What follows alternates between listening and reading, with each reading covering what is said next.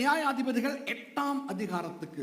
அப்பொழுது இஸ்ரவேல் மனுஷர் கிதியோனை நோக்கி, நீர் எங்களை மீதியானியர் கைக்கு நீங்களாக்கி விட்டபடியினால் நீரும் உம்முடைய குமாரனும் உம்முடைய குமாரனின் குமாரனும் எங்களை ஆளக்கடவீர்கள் என்றார்கள். அதற்கு கிதியோன், நான் உங்களை ஆளமாட்டேன், என் குமாரனும் உங்களை ஆளமாட்டான், கர்த்தரே உங்களை ஆளுவாராக என்றான். கடந்த ஞாயிற்றுக்கிழமை நான் சொன்னேன், පසුගිය සතියේ මම කිව්වා இந்த வசனங்களின் படி கிதியோன் எவ்வளவு தாழ்மையானவர், எவ்வளவு அருமையானவர் என்று.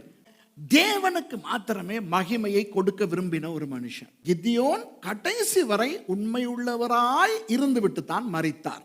அருமையான ஒரு நபர். යහපත් වූ පුද්ගලයෙක්. இப்போ அவருடைய நல்ல விஷயங்களை எல்லாம் நான் கடந்த வாரம் தான் சொல்லிவிட்டேனே. இன்றைக்கு அவர் செய்த ஒரு எதிர்மறையான விஷயத்தை தான் பேச போகிறேன். ஜனங்கள் வந்து சொல்லுகிறார்கள் கிதியோனுக்கு, நீ எங்களை ஆள வேண்டும், உன்னுடைய பிள்ளை பேர பிள்ளை எல்லாம் எங்களை ஆள வேண்டும் என்று. கிதியோன் சொல்லுகிறார், நான் உங்களை ஆள மாட்டேன். ගිදියෝන් කියනවා මම ඔබ පාලනය කරන්නේ නැහැ. என் மகன் உங்களை ஆள மாட்டான். මගේ දරුවෝත් ඔබ පාලනය කරන්නේ නැහැ. கர்த்தரே உங்களை ஆளுவாராக. දෙවියන් වහන්සේ ඔබ පාලනය කරයි. எவ்வளவு நல்ல ஒரு மனுஷன் பாருங்க. කතරම් යහපත් වූ පුද්ගලයෙක්ද බලන්න. ஆனால் அவர் எங்கே சொதப்புகிறார் என்று உங்களுக்கு காட்ட போகிறேன். பின்பு கிதியோன் அவர்களை நோக்கி, ගිදියෝන් ඔවුන්ට කතා කොට And Gideon said unto them, உங்களிடத்தில் ஒரு காரியத்தை கேட்கிறேன். நீங்கள் அவரவர் கொள்ளையிட்ட கடுக்கன்களை என்னிடத்தில் கொண்டு வாருங்கள் என்றான். யுத்தத்தின் போது மீதியானியரை அடித்து தோற்கடித்து அவர்களை கொள்ளையிட்டோம் அல்லவா? දැන් මේ යුද්ධයෙන් මිදියෝන් ඔවුන්ට ගහලා ඔවුන්ව කොල්ල කෑවනේ. அப்போ அந்த கொள்ளை பொருட்கள் உங்களிடத்துல இருக்கும் அல்லவா? அதுல உங்களுக்கு ஆவியானவர் ஏவுற மாதிரி ஒரு காணிக்கையை கொண்டாங்கோ. அந்த வசனம் எப்படி முடிகிறது என்றால், அவர்கள், அதாவது எதிரிகள் இஸ்மவேலராயிருந்தபடியினால் அவர்களிடத்தில் பொன் கடுக்கன்கள் இருந்தது. கிதியோன் காணிக்கை கேட்டதுல யாருமே அப்செட் ஆகல. ஒரு ராஜாவாகவே வேண்டும் என்று எண்ணினவர்கள் அல்லவா? ඒ කියන්නේ මේගොල්ලෝ ඇවිල්ලා මෙයා රජ කෙනෙක් වෙන්න රජ පාලනය කරන්න ඕන කියලා ඉල්ලපු කට්ටියනේ. பாருங்கள் 25வது வசனத்தை. බලමු 25 වෙනි පදේ. இஸ்ரவேலர் சந்தோஷமாய் கொடுப்போம் என்று சொல்லி ஒரு வஸ்திரத்தை விரித்து அவர் கொள்ளையிட்ட கடுக்கன்களை அதிலே போட்டார்கள். எல்லாம் நல்லா தான் போய்கிட்டு இருக்குதுங்க. හැම දෙයක්ම හොඳට තමයි සිද්ධ වෙගෙන යන්නේ. Everything is happening perfectly. Gideon said, well, shall we collect an offering from your plunder? Gideon சொல்கிறார், நீங்கள் கொள்ளையிட்டவைகளிலே ஒரு காணிக்கை எடுப்போமா? දැන් ගිදියෝන් කියනවා ඔබ කොල්ල කාගත්ත දෙයින් එක පණුරක් ගමුද? யாருமே பிரச்சனை இல்லல. කවුරුත් ප්‍රශ්න කරේ නැහැ. Nobody caused an issue. Nobody said, why should we give an offering? What has happened to Gideon? He has become money loving. யாருமே சொல்லல கிதியோனுக்கு என்ன ஆச்சு. කවුරුත් කියනේ ගිදියෝන් මොකද උනේ? அவர் ஏன் காணிக்கை எடுக்கணும்? එයායි මේ පණුරක් ගන්න ඕනේ. நாங்க ஏன் காணிக்கை கொடுக்கணும்? ඇයි අපි පණුර දෙන්න ඕනේ? ஒண்ணுமே இல்ல. உங்களுக்கு தெரியணுமா எவ்வளவு போட்டாங்கன்னு? Do you want to know how much they put? Look at the next verse. பிறை சிந்தாக்குகளும் ஆரங்களும் மீதியானியரின் ராஜாக்கள் போர்த்து கொண்டிருந்த இரத்தாம்பரங்களும் அவர்களுடைய ஒட்டகங்களின் கழுத்துகளில் இருந்த சர்ப்பணிகளும் அல்லாமல் அவன் கேட்டு வாங்கின பொன் கடுக்கன்களின் நிறை 1700 பொன் சேக்கலின் நிறையாய் இருந்தது என்ற தெய்வமே. இப்போ யாரு எனக்கு அந்த சூட்கேஸையும் தராசையும் கொண்டாங்க பாப்போம், தள்ளிக்கிட்டு வாங்கோ. இன்னொருத்தர் கோட்டை ரெடி பண்ணிக்கிறீங்க, அது பிறகு நான் கேட்கும்போது கொண்டறதுக்கு. பாஸ்டர் ராஜா அந்த கோட்டை ரெடி பண்ணிக்கிறீங்க கொண்டறதுக்கு. Okay, now it says 1700 golden shekels. 1700 பொன் சேக்கல். රන් ෂෙකල් 1700ක්. இந்த 1700 ஷேக்கல் என்பது 35 கிலோ. உங்களுக்கு ஒரு விஷயத்தை நான் காண்பிக்க விரும்புகிறேன். பிறை சிந்தாக்குகள், ஆரங்குகள், மீதியானியரின் ராஜாக்கள் போர்த்து கொண்டிருந்த இரத்தாம்பரங்கள், அவர்களுடைய ஒட்டகங்களின் கழுத்துகளில் இருந்த சரப்பணிகள் தவிர இந்த விஷயங்கள் எல்லாம் போக ඒ සේරම අතහැරලා இந்த தங்கம் மாத்திரம், பொன் மாத்திரம் රත්තරන් විතරක් 1700 பொன் ஷேக்கல். 1700 ஷேக்கல். ෂෙකල් 1700ක්. புரியுதா உங்களுக்கு? இப்ப ரெபேக்கா வாங்கம்மா, எனக்கு தெரியும், கொஞ்சம் வாங்க. பாஸ்டர் துஷாரோட வைஃப் காந்தி போட்டாக்கேண்டாமா, வாங்க. இடுப்பு பிரச்சனைன்னு தெரியும், சும்மா தூக்க ட்ரை ஒன்று கொடுங்க. முடியுமான்னு பாருங்க. முடியாது, போங்க. என்னத்தை நான் உங்களுக்கு காட்ட போறேன்னா, මොකද ඔබට පෙන්න කියන්න යන්නේ නම් this is not a joke. It's okay if you laugh. நீங்க சிரிச்சா பரவாயில்ல, இது ஜோக் இல்ல. ඔබ හිනා இல்லை, இது ரெண்டும் தூக்க முடியலனா மகேஷ் பெட்டி தூக்குங்க. இவர் தூக்குவார் பாருங்க. look at Mahesh, he will carry that. wonderful. பொதுவா ஒரு நல்ல வாட்ட சாட்டமான ஆம்பளைக்கு இதை தூக்கலாம். சாதாரணமாக பெண்களுக்கு இதை சுமக்க கஷ்டம். இந்த பாரத்துல 35 கிலோல මේ බරෙන් කිලෝ 35ක් නම් ஓகே, நீங்க போங்க. இந்த மாதிரி இந்த கோட் 35 கிலோவா இருந்தா, මේ වගේ කෝට්ටයක් කිලෝ 35ක් බර වුණා නම් if this coat is full of that heavy gold and if this weighs 35 kilos, how long can you put it on you? இந்த கோட்ல அந்த 35 கிலோ தங்கத்தையும் போட்டு தச்சு அவ்வளவு பாரமா இருந்தா, මේ කෝට් එක ඒ කිලෝ 35ක බර සහිතව මහලා තිබුණා නම් ඒ රත්තරන් අඩංගු කරලා எவ்வளவு நேரம் நீங்க அதை போட்டுக்கிற முடியும்? කොච්චර වෙලාවක් ඔබට මේක දරාගෙන ඉන්න පුළුවන්ද? இப்படி போட்டா මේ විදිහට දාගත්තා නම් மகனே அந்த சூட் கேஸ தூக்கி வச்ச மாதிரி 5 நிமிஷம் கூட என்னால தாங்குமோ தெரியாது. විනාඩි 5ක්වත් දරා ගන්න පුළුවන් වෙයිද දන්නේ නැහැ. Can I survive for 5 minutes? I don't know. Some people would break into pieces. They'll have major and minor fractures. சில பேருக்கு எலும்பெல்லாம் உடையும். සමහරුන්ගේ මේ ඇටකටුත් එක්ක කුඩු වෙලා යයි. இப்ப புரியுதா? දැන් තේරෙනවද? இந்த பார்க்கறவங்க நினைக்காதீங்க என்னடா காமெடி ஷோ காட்டுறாங்க. உங்களுக்கு விளக்கப்படுத்துவதற்காகத்தான் இந்த நாடகம். இப்ப எல்லாருக்கும் இந்த பாரம் புரியுதா? දැන් හැමෝටම මේ බර කොතරම්ද කියලා තේරුණාද? அந்த தங்கம் மட்டும் 35 கிலோ. ඒ රත්තරන් විතර කිලෝ 35. மத்த ஐட்டம்ஸ் எல்லாம் இருக்கு. කියන්නේ තව දේවල් තියෙනවා. அதனாலே எதினாலே தமிழாக்கள் சொல்லுங்க, எதினாலே? அதான் அதனாலேனா எதினாலே? அவ்வளவு அந்த பொருட்களினாலே கிதியோன் ஒரு ஏபோத்தை உண்டாக்கினான். என்ன செஞ்சார் அந்த தங்கத்தை வச்சு? මොනවද කරේ ඒ රත්තරන් තියලා? ஒரு ஏபோத்தை உண்டு பண்ணினார். ஒரு இந்த மார்பு பகுதியை அலங்கரிக்கும் ஒரு வஸ்திரம். அப்போ இது வந்து இந்த கோட் கூட பெருசு. இது வந்து ஒரு கோட், அவுட்டர் கோட்டை கொண்டு வந்திருக்காங்க. ஏபோத் என்பது இந்த கோட்டுக்கு உள்ள உடுத்துவமே. කියන්නේ ඒබොත් සෙට් එක කියන්නේ අර මේ කෝට් එකට ඇතුලෙන් අදින ඒ වස්ත්‍රය. அப்ப சரி, இந்த கோட்டை பத்தி பேசுவோம். இது எனக்கு பொருந்துமா தெரியாது. இப்ப இப்படி ஒரு கோட்டை போடுவோமே. දැන් අපි මේ කෝට්ටේ ඇඳලා බලමුකෝ. இப்ப இந்த கோட்டை போட்டா எனக்கு பொருந்துதுதான். Okay, now I am wearing this coat. எவ்வளவு நேரம் எனக்கு இந்த கோட்டை போட்டுக்கிட்டு இருக்க முடியும்? இது 35 கிலோவா இருந்தா, දැන් කොච්චර වෙලාව මේක ඇඳගෙන ඉන්න පුළුවන් වෙයිද? කිලෝ 35ක් වුණා නම් මේ කෝට් එක. 35 கிலோ மட்டும் இல்லங்கோ, மத்த சாமான் இருக்கு. மத்த சாமான் இல்லாமலே 35 கிலோ இருந்தாலே முடியாது. 35 கிலோ கோட் ஒன்று போட்டுக்கிட்டு உங்க யாராலையாவது வாழ முடியுமா? කිලෝ 35ක් කෝට් එකක් ඇඳගෙන කාට හරි ජීවත් වෙන්න පුළුවන්ද? எவ்வளவு நேரம் போட்டுக்கிட்டு இருக்க முடியும்? කොච්චර වෙලාවක් ඇඳගෙන ඉන්න පුළුවන්ද? How long can you do that? இப்போ பாருங்க, ஏபோத் என்பது என்ன? දැන් ඒබොත් සෙට් එක කියන්නේ මොකද්ද? ஆண்டவரை துதிக்கும் போது அணிகிற ஆடை. දෙවියන් වහන්සේව ප්‍රශංසා කරනව මොහොතේදී පළඳින්නව මේ වස්ත්‍රය. துதியின் ஆடை என்பது ஏபோத்தை குறிக்கும் என்று சொல்லி இருக்கிறேன். கிதியோனுடைய நோக்கம் நல்லது, ஒரு பரிசுத்தமான நோக்கம். இது ஒரு நல்ல வேலையா இல்லையா? நீங்களே சொல்லுங்க, எவ்வளவு ஒரு நல்ல வேலை. ඒ මිනිස්සුන්ගේ පංගුකාරීත්වයක් සහභාගී ඇති තබාගෙන. Isn't it a good intention? You tell me. But my question is, can you use it? என்னுடைய கேள்வி என்னன்னா, මගේ ප්‍රශ්නය මොකද කියනවා නම් நீ எதுக்கு அதை செஞ்சியோ அதுக்கு அதை பாவிக்க முடியுமா? ඔබ මොකක් උදෙසාද ඒ නිර්මාණය කරේ? ඒක ඒ උදෙසා පාවිච්චි කරන්න පුළුවන්ද? முடியாதே. බෑනේ. கோலியாத்தை தான் கொண்டாடணும், உடுத்திக்கிட்டு கொஞ்சம் நேரம் நில்லுடா ராசானு. ගෝලියත් තමයි එක්කන් ගෙන්න වෙන්නේ. එහෙම නම් ඒක ඇඳගෙන ප්‍රශංසා කරන්න. எல்லாத்தையும் அந்த அனாக்கியர், நெஃபிலிம் இப்படி ஒரு செட் இருக்கு, அதுக்காக தான் கொண்டாடணும். நம்மளால முடியுமா? ஒரு 50 கிலோ ஏபோத்தை போட்டுக்கிட்டு ஒருத்தனால 10 நிமிஷம் நிக்க முடியாது. சாதாரணமான ஒரு ஏபோத் அந்த 12 கற்களோடு சேர்த்து அவர்கள் வைக்கிறதே ஒரு 3.5 கிலோக்கு மேல தாண்டாது. அதனால என்ன செய்கிறார்? தொடர்ந்து வாசிப்போமா? ඒ නිසා මොනවද කරන්න කියලා අපි දිගටම කියමු. அதனால் கிதியோன் ஒரு ஏபோத்தை உண்டாக்கி அதை தன் ஊரான ஒப்ராவிலே வைத்தான். அவன் தன்னுடைய வீட்டிலே அதை வைக்கவில்லை. ඔව් ඒක තමුන්ගේ නිවසේ තිබුවේ නැහැ. யாருக்கும் தெரியாமல் அதை பதுக்கி வைக்கவில்லை. කාටවත් දන්නේ නැතුව ඒක හංගලා තිබ්බේ නැහැ. ஆனால் எல்லாருக்கும் தெரியக்கூடிய விதத்திலே அவருடைய நகரத்திலே எப்படி அவர் மாட்டி வச்சார்னு தெரியல, அழகா மாட்டி வச்சார். කොහොම ඒක ඌ එල්ලා තබුවා දන්නේ නැහැ. හැබැයි හැමෝටම පේන විදිහට තමුන්ගේ නුවර ඌ එක් ගෙනින් තබුවා. இஸ்ரவேலர் எல்லாரும் அதை பின்பற்றி சோரம் போனார்கள். அதாவது சோரம் போதல் என்று பழைய ஏற்பாட்டிலே வருவது ஆவிக்குரிய ரீதியில் எதை குறிக்கும்? விக்கிரகாராதனை. ඒ කියන්නේ රූප නමස්කාරය. தன்னுடைய ஜனங்கள் விக்கிரகாராதனைக்கு போகிற ஒவ்வொரு சந்தர்ப்பத்திலும் ஆண்டவர் சொல்வார், என் ஜனங்கள் சோரம் போகிறார்கள் என்று. இங்கே இந்த ஜனங்கள் சோரம் போனார்கள். මේ ජනතාවත් අනාචාරකම හැසුණා. அப்படியானால் என்ன நடந்தது? එහෙමනම් මොකද්ද සිද්ධ වුනේ? இந்த ஏபோத்தை விக்கிரகமாக்கி விட்டார்கள். இதை வணங்க ஆரம்பித்தார்கள். මේක නමස්කාර කරන්න පටන් ගත්තා. விளங்குதா? அந்த வசனம் எப்படி முடியுதுன்னு பாருங்க. ඒ පදය කොහොමද අවසන් වෙන්නේ කියලා බලන්න. Look at how this verse ends, verse 27. அது, அதாவது இது, இந்த ஏபோத்து கிதியோனுக்கும் அவன் வீட்டாருக்கும் கண்ணியாயிற்று. கிதியோனுடைய குடும்பத்துக்கு அது ஒரு கண்ணி. 3 சொல்லி என்ன, 2 சொல்லி என்ன, கண்ணி இல்ல. இந்த கண்ணி அது இல்ல, கண்ணி வெடியெல்லாம் வெடிக்கும். அது என்ன கதை? என்ன நடந்தது? මොකද සිද්ධ වුනේ?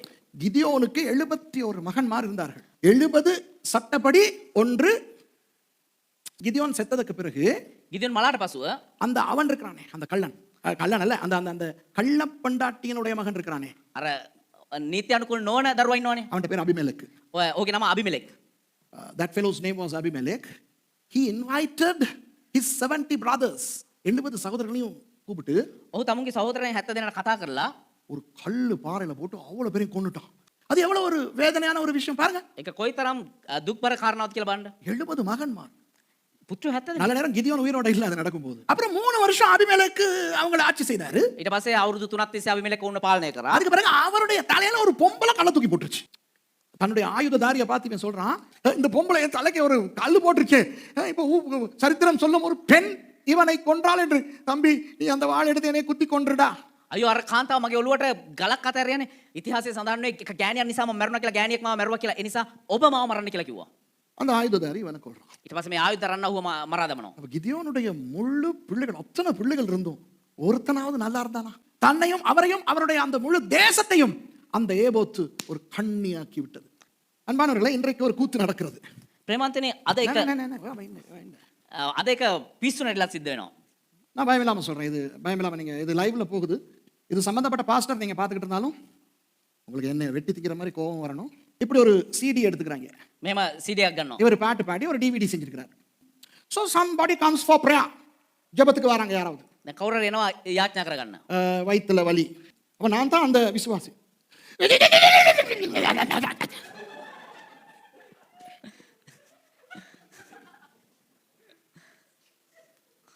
இப்ப எனக்கு வயிறு வலிக்குது. I have a stomach problem. දැන් මට බඩ රිදෙනවා. சீடியை வாங்கி சுகமாயிருச்சு. ஓகே, இப்போ நாங்கள் பிரசங்கத்துக்கு வரோம். இப்படிப்பட்ட ஊழியர்கள் என்ன சொல்லுகிறார்கள் தெரியுமா? දැන් මේ සේවයට මොනවද කියන්නේ කියලා දන්නවද? அப்போஸ்தலருடைய உருமால்கள் எடுத்து நோயாளிகள் மேல் போடும் பொழுதெல்லாம் நோயாளிகள் சுகமானார்கள் என்று அப்போஸ்தலர் புத்தகத்தில் சொல்லுகிறார். சில சந்தர்ப்பங்களிலே பேதுருவின் நிழல் படும் பொழுது கூட மக்கள் சுகமடைந்தார்கள். සමහර අවස්ථාවල පේතෘස්ගේ සෙවණැල්ල ස්පර්ශ වෙද්දී සමහර රෝගීන් සුව වුණා. இப்போ என்ன நடக்குது தெரியுமா? දැන් මොකද සිද්ධ වෙන්නේ දන්නවද? நம்ம கிறிஸ்தவங்க என்ன பண்றாங்க? අපේ කිතුණු මොනවද කරන්නේ? கிதியோன்கள், இவங்க எல்லாம் கிதியோன்கள். These are Gideons, good fellows. நல்ல ஆளுங்க. මේගොල්ලෝ හොඳ කට්ටිය ගිඩියොන්ස්ලා. கோட்டை கலட்டி කෝට්ටේ ගලලා විසි කරනවා. அங்க ஒரு 25 பேர் உழுகுறான். அப்ப டிவிடியை பிடிக்க சொன்னோன்னே எல்லாம் தடுமாறுறாங்க. දැන් එතකොට DVD එක ස්පර්ශ කරන්න කියදී හැමෝම දඟලනවා. என்ன நடந்துச்சு? මොනවද සිද්ධ වෙන්නේ? இந்தியாவில் மூக்குத்தி அம்மன் ஒரு படம் எடுத்துட்டாங்க. ஐயோ, நான் பார்க்கலங்க அந்த படத்தை. දේවදාසය බැලුවේ නැහැ චිත්‍රපටය. They have made a movie in India called Mookuthi Amman. Your friend Nayanthara is acting. சும்மா சொல்றேன். நயன்தாரா என்கிற நடிகை நடித்திருக்கிறார். නයන්තාරා කියනව නිලිය තමයි ඒක රඟපාන්නේ. எங்களுக்கு ஒரு கிளிப் அனுப்புறாங்க பாஸ்டர்ஸ்க்கு. දැන් සමහර පාස්ටර්ස්ලා ඒකේ සමහර කොටස් එවනවා දේවදාසයට. அதுல இந்த டிவிடி கூத்து இருக்குதே, அது இந்த மாதிரி கூத்துக்கள் எல்லாம் அந்த சினிமாவில் எடுத்து காட்டுறாங்க. நாம் திரை உலகத்தை ஏன் ஏச வேண்டும்? ඇයි අපි මේ සිනමා ලෝකයට ප්‍රේම කළ යුත්තේ? බනින්න ඕනේ. அவர்களை நாம் திட்ட வேண்டுமா? අපි උන්ට බනින්න ඕනේද? என்ன நடக்கிறது? මොනවද සිද්ධ වෙන්නේ? கிதியோன் போல மொக்குத்தனமாக சில பேர் செய்கிற வேலை தேவ ராஜ்யத்துக்கே கண்ணியாய் போய்விட்டது.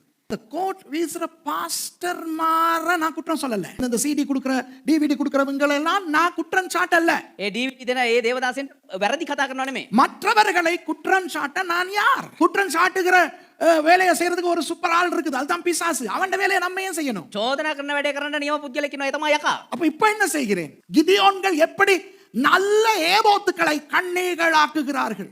ගිදියොත්ලා කොහොමද යහපත් වූ ඒපොත් සැට්ටය අනාචාරකමට පාවිච්චි කරේ? அந்த சீடி அந்த பாஸ்டர் எதுக்கு அடிச்சிருப்பாரா இருக்கும்? ஆண்டவருக்கு பாடுறதுக்கு. அந்த பொருள் கிதியோன் செய்த அந்த ஏபோத்து மாதிரி ஒரு விக்கிரமா ஆகிவிட்டது. ඒ භාණ්ඩය ඒ ගිදියොන් කරාව ඒපොත් සැට්ටය වගේ දැන් මාරු වෙලා විකිනෙනවා. இப்ப கவனிங்க பாஸ்டர்ஸ் மார் ஊழியக்காரர்கள் தாளந்து உள்ளவர்களுக்கு நான் சொல்லுகிறேன். உங்கள் தாளந்து உங்களுடைய வரம் கர்த்தரால் கொடுக்கப்பட்டது உண்மை. அதை கர்த்தருக்காக பயன்படுத்தும் நோக்கத்திலே தான் அவற்றை பயன்படுத்துகிறீர்கள். ඒක දෙවියන් වහන්සේ උදෙසා දෙවියන් වහන්සේ මහිම උදෙසා පාවිච්චි කරන අරමුණෙන් තමයි ඒක පාවිච්චි කරන්නේ. ஆனால் நீங்கள் செய்கிற அந்த செயல்கள் அப்பாவி மக்களுக்கு கண்ணிகளாய் மாறுகின்றன. நீங்கள் கர்த்தருக்காக என்று தான் பாடலை எழுதுகிறீர்கள், டியூன் போடுகிறீர்கள். ஆனால் அப்படிப்பட்ட சிலவை හැබැයි එහෙම කරනව සමහර දේවල් அநேக கிறிஸ்தவ வாலிபர்களை தேவனை விட்டு தூரமாய் உலகத்துக்கு கொண்டு போகிறது. ඕ කිතුණු තරුණයන්ව දෙවියන් වහන්සේ වෙතින් දුරට ගෙනියන්න කාරණාවක් වෙනවා. இன்று கிறிஸ்தவம் கேலி கூத்தாய் மாறிவிட்டது. අද බොහෝ කිතුණන් පිස්සුනට නෝ බාඩ පරිවර්තන වෙලා. இந்த மேடை என்பது ஒரு பரிசுத்தமான பலிபீடம். ஹலோ உங்க சர்ச் எந்த பேர்ல வேணாலும் இருக்கட்டும். ඔබේ සභාව මොන නමින් තිබුණත් කමක් නැහැ. சபை என்பது மக்கள் தான், கட்டடம் அல்ல, எனக்கு தெரியும். ஆனால் உங்களுக்கு ஒரு சபை கட்டடம் இருக்குமானால் හැබැයි ඔබට සභාව කියනවා එක ගොඩනැගිල්ලක් තිබෙනවා නම් அதில் இருக்கிற மேடை ஒரு பரிசுத்த பலிபீடம். එහි තිබෙනා ඔය වේදිකාව ඉතා සුද්ධ වූ පූජාසනයක්. அந்த மேடைக்கு வந்து நீங்கள் செய்கிற காரியங்கள் நீங்கள் ஆண்டவருக்கு செய்கிறதாய் நீங்கள் நினைக்கலாம். ඔබ ඒ වේදිකාවට ගොඩනැගී කරන්නා වූ ඒ කාරණා දෙවියන් වහන්සේ වෙනුවෙන් කරනවා කියලා ඔබ හිතන්න පුළුවන්. ஆனால் கிதியோன் செய்தது போல நீங்கள் அந்த 35 கிலோ ஏபோத்தை நீங்கள் மாட்டி விட்டால் හැබැයි ඒ ගිදියොන් කරා වගේ 30 කිලෝ 35 පර ඒපොත් සැට්ටේ වගේ ඔබ ඒක එල්ලා තිබුණා. அப்பாவி மக்கள் அதை விக்கிரகமாக்கி கொள்கிறார்கள். அநேகருக்கு அந்த டிவிடி ஒரு விக்கிரகம் மாதிரி ஆகிவிட்டது. බොහෝ දෙනෙකුට DVD එක එක රූපයක් බවට පරිවර්තන වෙලා. இங்க பாருங்கள், அது முந்தில இருந்தே இது வேற வேற விதமா வருது. ஜெபம் பண்ணி கொடுக்கிற தண்ணீர், යාඥා කළ දෙන වතුර තිබෙනවා. ஜெபம் பண்ணி கொடுக்கிற எண்ணெய், உப்பு, ஜெபம் பண்ணிட்டு கொடுக்கிற உப்பு, යාඥා කළ දෙන ලුණු, இஸ்ரவேல்ல இருந்து கொண்டு வர்ற மண்ணு, ඉස්රායල් වලින් ගෙන්නව පස්, soil that is brought from Israel, water that is brought from river Jordan, யோர்தானில் இருந்து கொண்டு வருகிற தண்ணீர். යෝර්දානයේ ඉඳන් ගෙන්නව ජලය. தெரியுமா, இந்த பொருட்களிலே ஒன்றுமே இல்லை. அந்த பேதுருவின் நிழலை போல, அந்த அப்போஸ்தலர்களுடைய உருமால்களை போல இவை வெறும் அடையாளங்கள். ඒ අපෝස්තලුන්ගේ ඒ ලේන්සු වගේ එහෙම නැත්නම් ඒ වස්ත්‍ර වගේ එහෙම නැත්නම් පේතුරුගේ සෙවණැල්ල වගේ ඒවා සංකේත. வேதத்துல இருக்கிறது தான். බයිබලේ තිබෙනවා තමයි. மூப்பர்கள் வந்து எண்ணெய் போட்டு ஜெபிப்பார்கள் என்றெல்லாம் இருக்கிறது. වැඩි මහල්ලෝ ඇවිල්ලා තෙල් තබා යාඥා කරා මේ හැමදේම තියෙනවා තමයි. Yes, the Bible says that the elders would come and apply oil and anoint oil and pray. These are there, but those elements don't contain any power. They are not spiritual. அந்த பொருட்களிலே எந்த ஒரு வல்லமையும் இல்லை, ஆவிக்குரிய தன்மையும் இல்லை. හැබැයි ඒ භාණ්ඩවල ඒ දේවල් වල කිසිම ආත්මික දෙයක්වත් කිසිම බලයක්වත් නැහැ. ஆனால் அந்த கிதியோன் செய்த ஏபோத்து போல හැබැයි ගිදියොන් කරා ඔය ඒපොත් සැට්ටේ වගේ அநேகர் இந்த கண்ணிகளுக்கு அகப்பட்டு சோரம் போகிறார்கள். ஐயோ நான் சொல்லவே மாட்டேன் தண்ணிக்காக ஜெபிக்காதீங்கன்ட்டு. අයෝ මම කියන්නෙම නෑ මේ වතුර උදෙසා යාඥා කරන්න එපා කියලා නේ මම කියන්නේ. சில பேர் தண்ணி போத்தல் கொண்டு வந்து பாஸ்டர் இதுக்காக ஜெபம் பண்ணி தாங்க, மகன் நான் ஜெபம் பண்ணி கொடுப்பேன், அதுல ஒரு பிரச்சனையும் கிடையாது. සමහර වතුර බෝතලයක් ඇවිල්ලා දෙනවා පාස්ටර් මේකට යාඥා කරලා දෙන්න කියලා මම ඒකට යාඥා කරලා දෙනවා ඒක කිසි ප්‍රශ්නයක් නැහැ. கர்த்தர் அவர்களுடைய இருதயத்தை பார்க்கிறார், அவர்களுடைய விசுவாசத்தை பார்க்கிறார். But I am saying be careful, கவனமாயிருங்க. நான் கிண்டல் அடித்துக் கொண்டில்லை. நான் ஒரு பெந்தகோஸ்தே ஊழியன், මම එක පෙන්තකොස්ත සේවකයෙක්. அற்புத அடையாளங்களை நம்புகிறவன். පුදුම දේ හාස්කම් විශ්වාස කරනවා. இன்றைக்கு அநேகர் கிதியோன் விட்ட தவறை செய்கிறார்கள். இந்த காரியங்களை நான் உங்களுக்கு சொன்னது ஏன் என்று புரிகிறதா? මේ කාරණාව ඇයි ඔබට පෙන්වුවේ කියන එක දැන් තේරෙනවද? கிதியோன் செய்தது கெட்ட வேலை அல்ல, மொக்கு வேலை. හැබැයි මෝඩ වැඩක්. கெட்ட வேலை அல்ல, නරක වැඩක් නෙවෙයි. மொக்கு வேலை. මෝඩ වැඩක්. It's not a bad thing, it's a foolish thing.